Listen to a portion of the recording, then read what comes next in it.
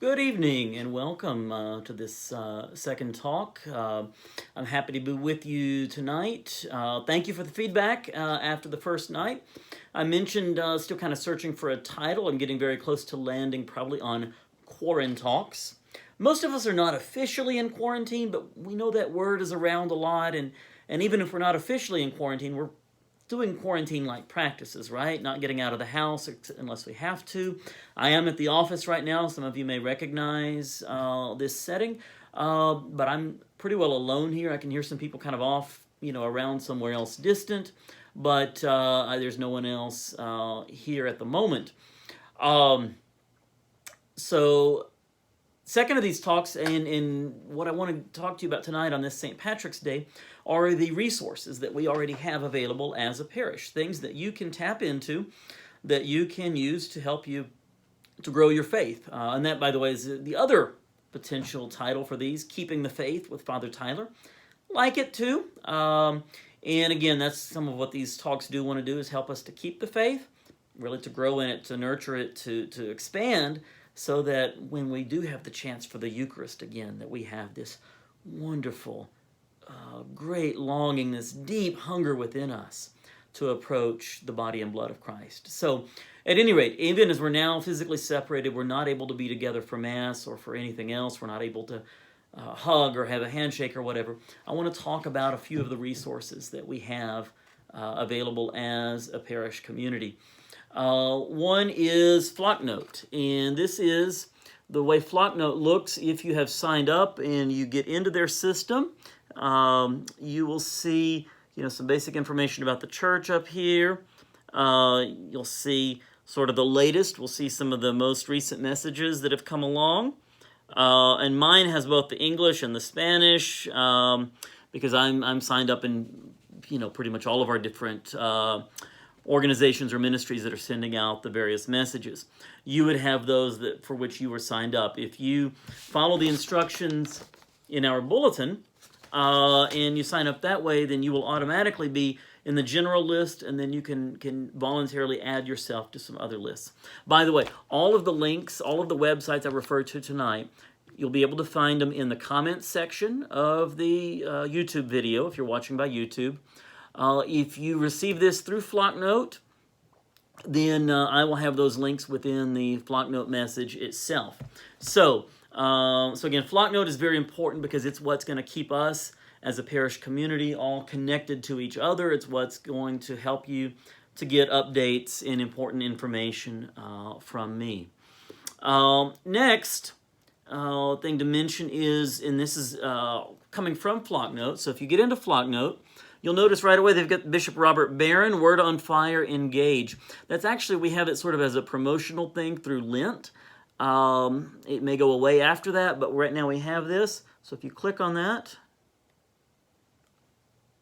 then this is going to take you to the Word on Fire digital.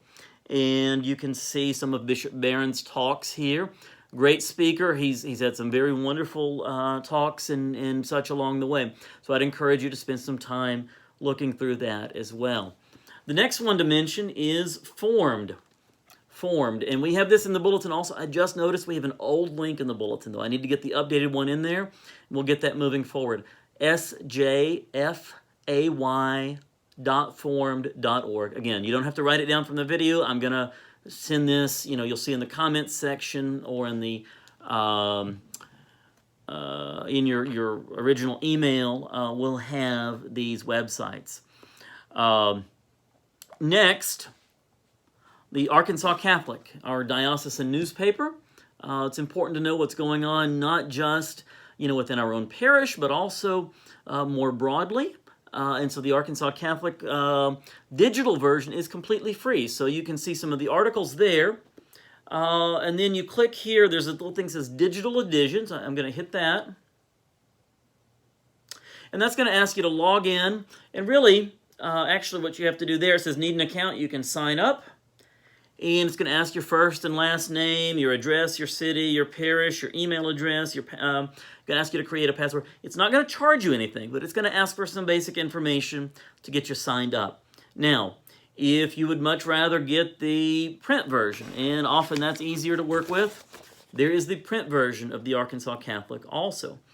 That comes out usually once a week. They do take a few weeks off during the year, but it's the same content you get online, but comes out in print. We do have a few of these that we ordered for the parish, so you find them on the credenzas in the Great Hall.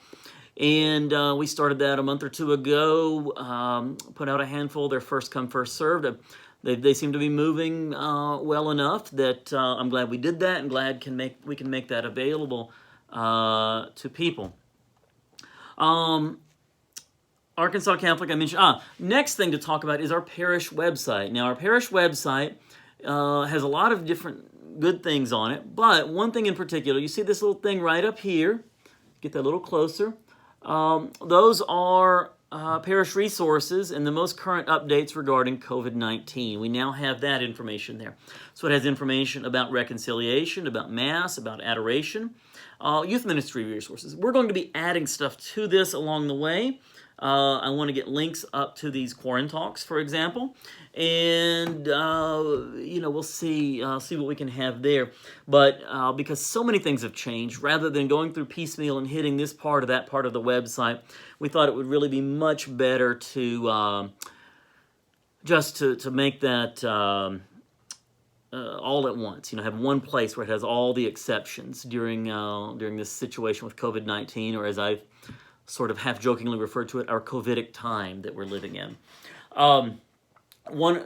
Two other things I just thought of, did not have them ready ahead of time, but the U.S. Conference of Catholic Bishops has a website that has has the daily readings. So you can look there for their daily readings, or our daily readings rather. They're the same ones throughout the Catholic Church. usccb.org. And again, I'll add that link with these others. And then Magnificat. And Magnificat is you usually think of it as a little booklet. It's got the daily readings, it's got reflections, it's got information about the saint of the day. They're making their digital version free for a while. I forget how long. But I'll include that link as well with the others so that you can take a look there. There are tons of resources out there. I mean, I know that I did not list everything that there is. There are things like EWTN, the National Catholic Register, Crux, CRUX is good for Catholic news. But I wanted to focus primarily on, either local news or spiritual resources, right? Because those are the things I think that will help us the most right now, really those spiritual resources, and then, as I said, local Catholic news can be a very good thing as well. All right, great speaking to you tonight. Look forward to this as we continue. Very sorry about, our situation and not being able to celebrate Mass, but I hope these talks are also of some benefit. All right, good night.